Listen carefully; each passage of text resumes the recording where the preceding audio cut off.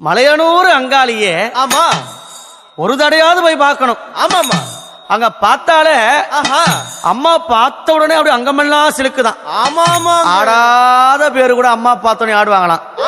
அப்படி இருக்கும்போது மலையனூர் போகணுங்க அத்தாளனா பார்க்கணுங்க, மலையனூர் போகணுங்க அத்தாளனா பார்க்கணுங்க.